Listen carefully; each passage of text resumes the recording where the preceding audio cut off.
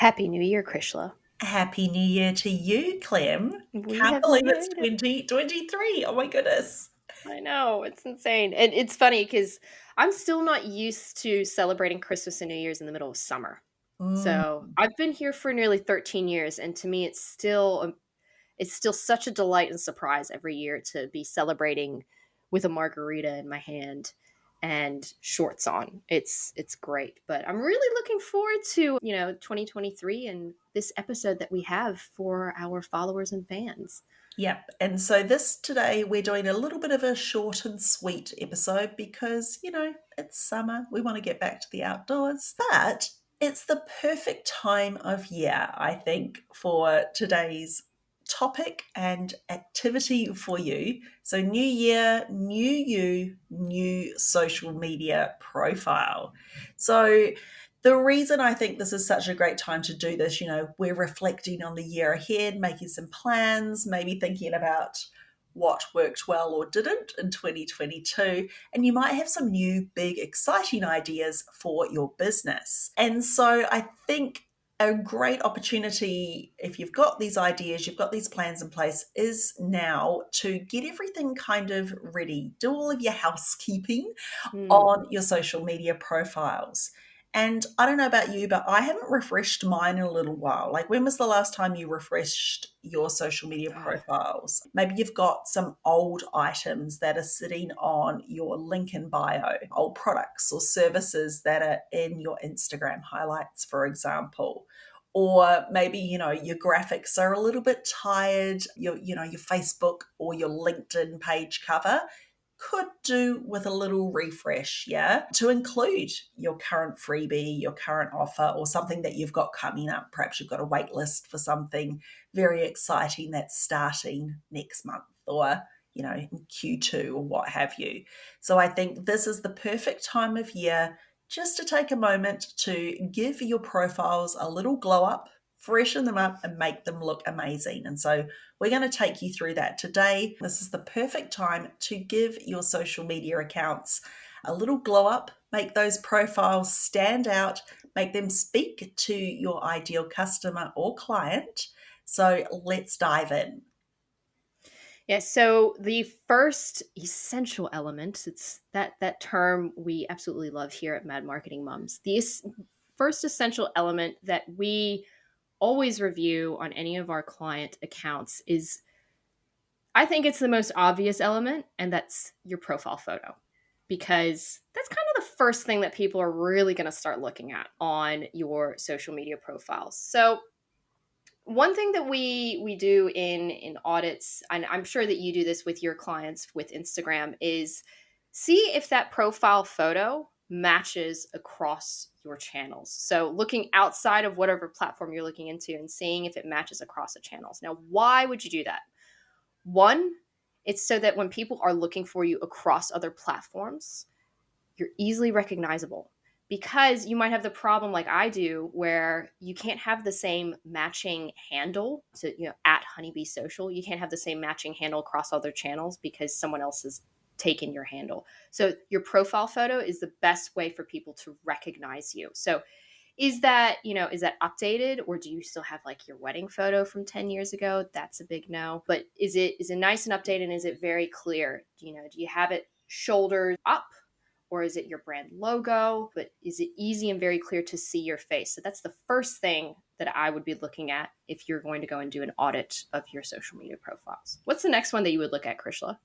The next thing that I would be looking at is to actually make sure that you have a handle or a username that makes sense. Now, if possible, if you can get your business, name, so such as at Shall We Social, if you can get that across all of the different platforms, wonderful. Sometimes that is impossible, as in your case, you've got a couple of slight variations on yours, Yeah, but that's okay unfortunately. because you've got your profile picture, so people will Hmm. know it's you, even if it's not identical. But what we don't want to see is that you're like user 217694, because that makes you look really spammy. And for me, that's a red flag. If I see somebody with a handle that looks like that, I'll go through and take a look at their account because I immediately think they might be a spammer, Yep. or a bot account or something like that. So you want to have something meaningful as your handle, and your handle or your username, depending on what platform you're on, that can also be searched. So either use your business name or something that is relevant to you and your industry. Yes, it's one of those nano elements that people forget that will build that trust when you've got that user blah blah blah. It's just it's not trustworthy, and it's almost a little bit immature, I think, a bit when it comes to a business perspective. From a personal account it doesn't matter. But so the next one then is, if that's a handle, let's talk about your headline or your name field. So headline, within the LinkedIn sense, it's kind of what's underneath your name, and it says, so for example, mine is, it could be co-host of Mad Marketing Moms, etc. Or in Instagram, it's what appears at the top of the screen, I believe. Or no, it's just underneath your profile photo.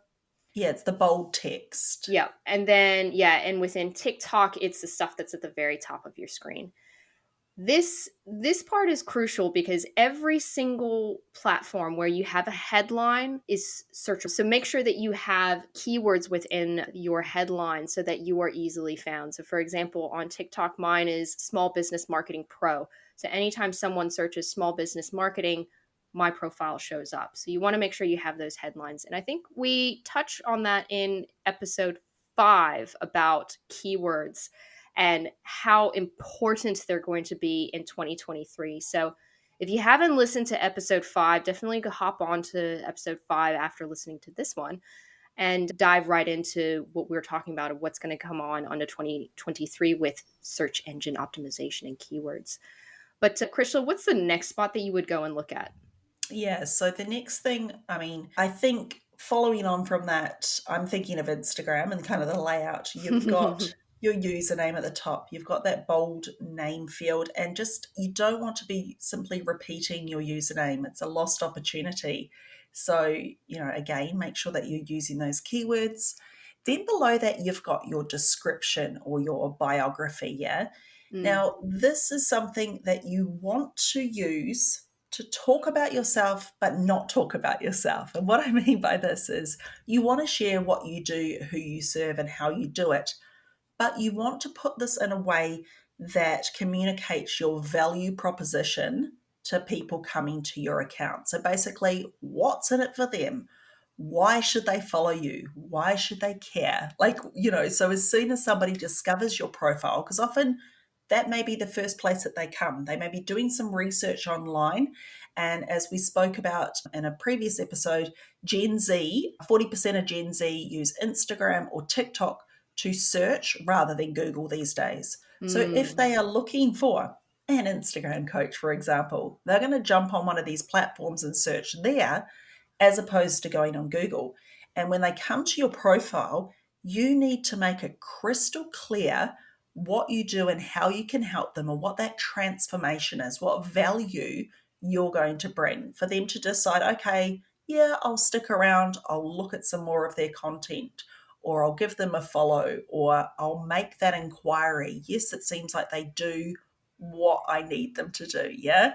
So make it about yourself, but frame it in a way that is going to speak directly to your ideal customer or client. And again, it always comes back to really knowing who they are. And if you haven't already grabbed our freebie from episode 1, we have a customer avatar worksheet that you can work through and to get all of those elements really clear in your mind. And it will help you with things such as this, writing this kind of micro copy. Yeah. And this is kind Yeah, of a so I think that's such an important field that mm. people often just list things in or what have you. But yeah, you really need to make it speak to your ideal customer or client. Yeah, and it's a bit of a skill, I think, the description and bio, because TikTok you only have 80 characters for your bio. Instagram is it 140 or 150? Not No sure. idea. Not It's sure it's what it is. definitely it's I think def it's 150. Yeah, yeah. but then they It's count emojis and stuff as well. It can yep. sort of in spaces. Yeah. It can really, yeah. Yeah. Whereas LinkedIn, your description essentially is your about summary, and you can. you can essentially have a landing page within there so you can really elaborate. So it's a bit of a fine art to shorten all of those essential elements about talking about yourself, but not talking about yourself, from 80 characters to 150, and then to your about summary on LinkedIn. So that's also the number one spot I see that people need the most improvement as well, because they just dump something in there. Yeah. Yeah. Yeah, when they're setting Move up their account, like almost like a space holder. Yeah, yeah, exactly. When instead of considering it like a nano landing page, essentially. So moving on to the next like essential element that you should have a look at within your social media profiles. So the next essential element that many people miss the opportunity to really leverage is the call to action. So on TikTok, if you have more than 1,000 followers, you have the ability to put a link. You definitely should attempt as much as possible within your bio to give a call to action to point them to the link, for example. On LinkedIn, you can have a link just under your headline. You can change the text. So, you obviously have your link, and then you can change the text to be that call to action itself. And I think Instagram has just updated that, haven't they? They Because I looked have, at your profile the yes. other day and I'm like, what is this? Yeah. They have. So you can rename your link. So instead of it just saying shallwesocial.com.au, you can change that to say, grab your free download, or whatever your call to action is. If you have something like an opt in or a freebie, if you want people to book a consultation, like whatever the next Mm, step is or the thing that yep. you want them to do next, that's what you can name your link. And so that also saves you some of that really precious bio space, which is great. So yeah, love Yeah. that new feature. Talking about links as well, please, for the love of God, do not send them to your homepage. Send them to a specific page on your website, even if it's your FAQs or something, but do not send them to your homepage, please. Yeah. We can talk on another episode on web design and landing pages and such as well, but definitely send them somewhere specific.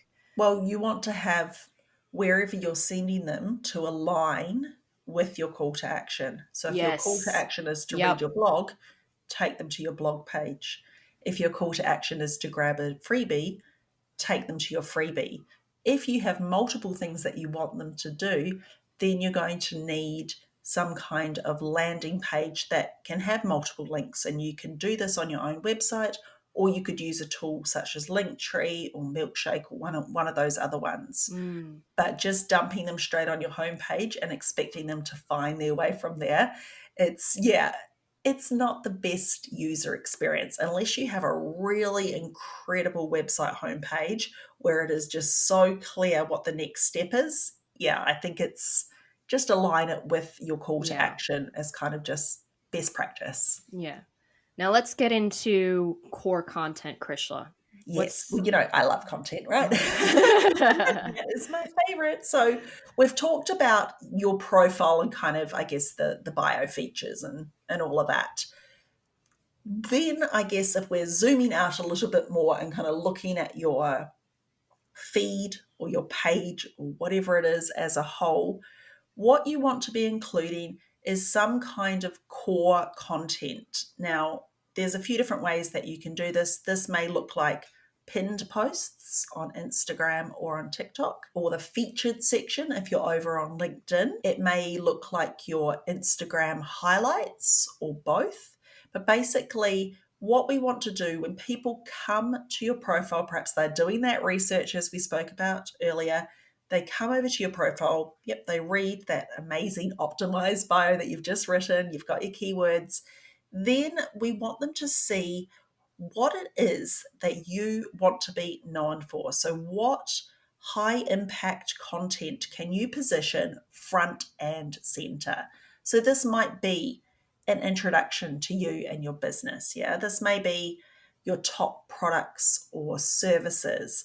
It could even be your frequently asked questions. If you have an e-commerce business, perhaps it's your best sellers. Whatever that looks like. But the thing that you want people to know about you and your business, what's the kind of, if you think about, okay, what's the number one thing that they need to know? That should be right there, front and center, so they can find it really, really easily. And I've seen people do this. In fact, I have this on my own Instagram highlights, my story highlights. I have a highlight cover that says start here. And that's where I have an introductory story that people can read. And I talk about a read, watch. And that's where I talk about my core products and services and who I am and all of that stuff. Yeah. Likewise, you can do it with pinned posts as well. So think about what you can put right there front and center so that when people discover your account, they're going to immediately get to know more about you, what it is you do, and of course, how you can help them. Quick question with, say, like the pinned post, obviously, say on Instagram or even on TikTok. Would you put sales and promotions as one of those pins? Yes, not always. No.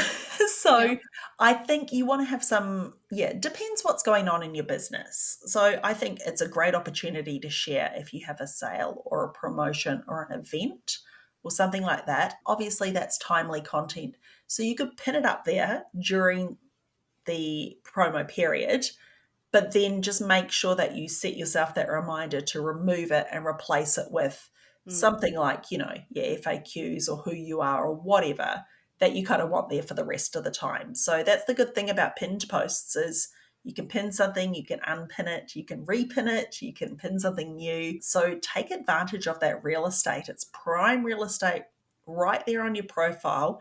Get people consuming content that is kind of doing the selling for you or telling that story for you. Yeah, good to know. Good to know.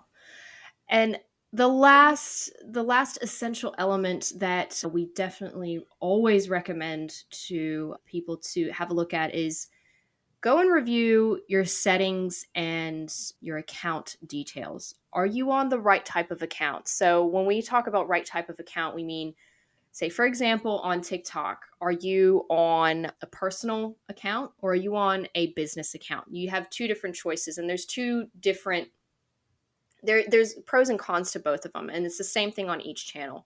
On LinkedIn, it's, you might consider, do you have creator mode turned on, especially if you're trying to elevate your brand in the coming year? And then Instagram as well, is it personal, creator, and business, or is it just personal and then business account? Yes, on Instagram, you have the choice of a personal, a creator account, and a business account. Mm, A creator and business are quite similar. Creator accounts do have some features that are kind of tailored towards people who are content creators. Business accounts have the advantage of being able to do paid yeah. advertising. And of course, you link your business account with your Facebook page as well. But also, if you want to use third party apps, so Yep. scheduling tools, for example, you need a business account. So, Yeah. again, this is why it's important that I think you take that time to decide what's the right account for me and so that you can maximize all of the available features. Yeah, exactly. And it's the same thing on TikTok. It's either a personal account. If you want to do ads, you definitely need a business account for sure. And the disadvantage to a business account on across all platforms is you're not necessarily able to use commercial music as well Yeah. because of copyright. But if you are planning on doing ads, you probably want to be on a business account, for that particular channel. So that's the first thing to check, is if your account settings are right. The other thing is to make sure that you have other platforms linked to your account. So whether that's within your website link, so showing where else people can find you and hang out with you. But then also, say specifically on Instagram, you can link your Facebook page, your personal page. And then on TikTok, you can link your Instagram and YouTube account, although that has been coming and going on profiles. So we'll see if that sticks. So if you're giving the opportunity for other people to hang out with you on other channels, you're just giving them the opportunity to consume your content even more and learn to love you more, and then use your services. So it's a win-win for you for sure. The last one, and it's probably the most serious one, is making sure your security settings are intact in place. And by that I mean, go change your password if it's really easy, and put in two-factor authentication so that it's much harder for a hacker to hack into your social media accounts. The last thing that you want is to not have your account anymore, not be able to access it, but then also the social media platform you're trying to get into not helping you out because you didn't have the right security features in place that they have been recommending for months now. So change your password, get two-factor authentication on there. I know it's annoying, but just have it on there for peace of mind for sure. But other than that, that really is the crux of, glowing up your profile for 2023 when you're ready to come back into the social media world and really get going with your content and your social and growing your brand. And of course, where would we be without a little freebie to help you out? So we've pulled together some checklists that you can use for Instagram, TikTok, and LinkedIn just to check everything, make sure you've got all of those essential elements in place. You can find them over at madmarketingmums.com/episode 6. And that's it for today. Just a short and sweet episode, but one that is, I think, very important. If you haven't updated your profile for a while, if it needs a bit of a freshen up, a bit of a clean out maybe of some of that old content that no longer serves you, then make sure that you take advantage of I don't even know what I'm saying. Yeah, I wish you could rewind. Okay. Yeah, just start with, well, that was our shortest and sweetest episode, but you learned heaps. Time for a margarita and maintain that madness. Okay, I'm just going to talk, all right? So there you have it, a short and sweet but very practical episode to help you give your profile on whatever platform you're on a bit of a glow up and a bit of a clean out to make sure that you are removing any content or feature. Oh, fuck, that's not what I want to say.